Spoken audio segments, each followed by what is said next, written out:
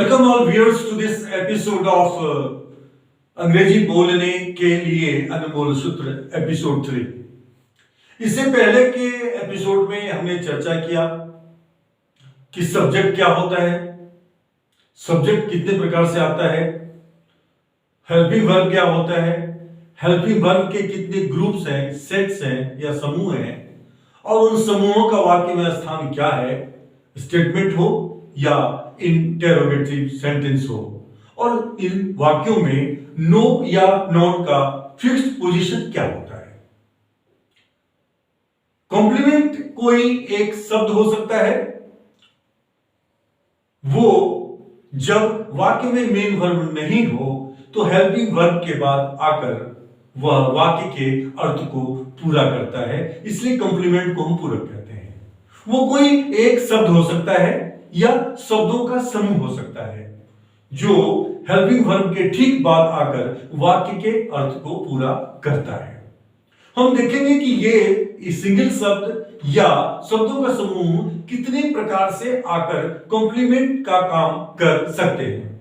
सबसे पहले subject plus helping verb plus जो है नाउन आएगा। नाउन के पहले कोई भी कोई आर्टिकल आ सकता है, जैसे कि राम इज अ बॉय। इसमें अ बॉय इसके बाद आया है, हेल्पिंग वर्ब के बाद आया है, तो वो कॉम्प्लीमेंट है। गीता इज अ गर्ल, इसमें अ गर्ल जो है वो कॉम्प्लीमेंट है।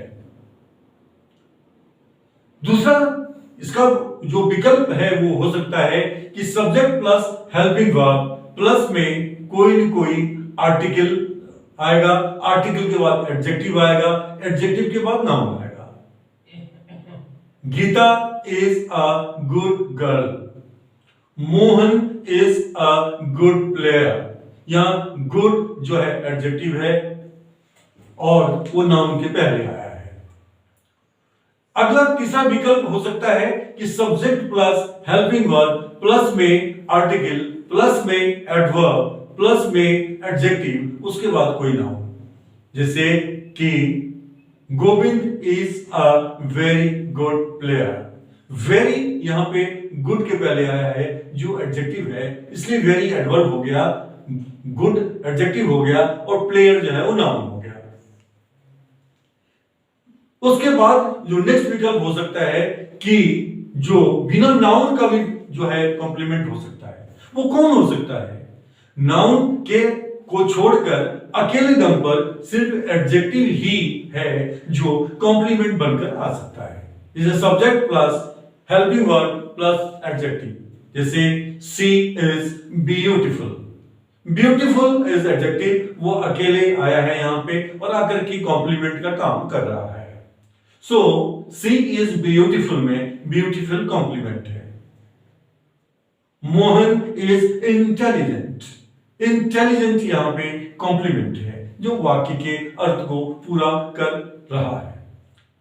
नेक्स्ट विकल्प ये हो सकता है कि उस एडजेक्टिव की विशेषता बताने के लिए कोई एडवर्ब उस एडजेक्टिव के पहले आएगा, जिसकी चर्चा पहले हम कर चुके हैं। Subject plus helping verb plus adverb plus कोई न कोई एडजेक्टिव आएगा और वो कॉम्प्लीमेंट बन के आएगा, जैसे she is very beautiful. Very is adverb, beautiful is adjective, ये दोनों मिल करके जो है कॉम्प्लीमेंट का काम करेंगे। Mohan is very intelligent, very intelligent यहां पे कॉम्प्लीमेंट है। कॉम्प्लीमेंट के यही रूप हैं और जो कुछ ओरिजिनल फॉर्म ऑफ वर्ब होते हैं जो कि कॉम्प्लीमेंट बन के आते हैं, उसकी चर्चा हम जब आएंगे हम सेंटेंस सेक्शन में उसकी चर्चा हम करेंगे। अब हम बात करने जा रहे हैं ऑब्जेक्ट की, कि ऑब्जेक्ट क्या होता है। हमने चर्चा किया था कि इस ब्रह्मांड में दो ही चीजें हैं, एक है जो कारण है, दूसरा है जो प्रभाव है। कारण कौन हो सकता है? वो नाउन हो सकता है। प्रभाव किससे होता है? एक्शन से होता है। एक्शन किससे होता है? मेन वर्ब से होता है। यानी कि जिस सेंटेंस में मेन वर्ब हो, उस मेन वर्ब का, उस एक्शन का प्रभाव जिस नाउन पे पड़ता है वह नाउन ऑब्जेक्ट कहलाता है। इसमें क्या क्या विकल्प हो सकते हैं? तो सबसे पहले subject plus helping verb plus main verb plus में सिंगल नाउन कोई आता है, जैसे राम आम खाता है। Ram Yeats a mango. Mango यहाँ पे नाउन है और ईट्स जो है मेन वर्ब है, तो मैंगो जो है उसके ऊपर प्रभाव पड़ता है एक्शन का, तो वो ऑब्जेक्ट कहलाएगा। मैंगो यहाँ पे ऑब्जेक्ट है। दूसरा क्या हो सकता है? दूसरा हो सकता है कि उस नाउन की विशेषता बतलाने वाला कोई एडजेक्टिव हो, जिससे राम पका हुआ आम खाता है, तो राम ईट्स अ राइपन मैंगो। राइपन एडजेक्टिव है, मैंगो जो है नाउन है, तो राइपन मैंगो ये पूरा का पूरा ऑब्जेक्ट है।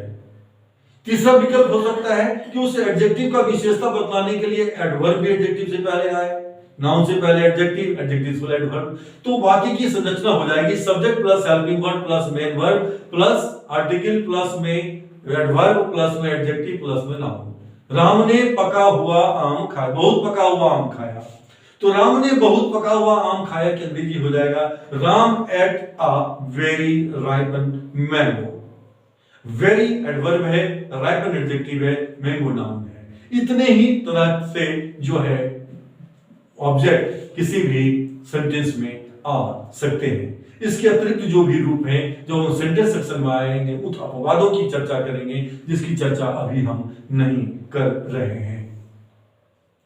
मुझे उम्मीद है कि आपको यह कंटेंट्स है जो इस प्रेजेंटेशन का, वो आपको अति सहज, आकर्षक और अति उपयोगी लगा होगा।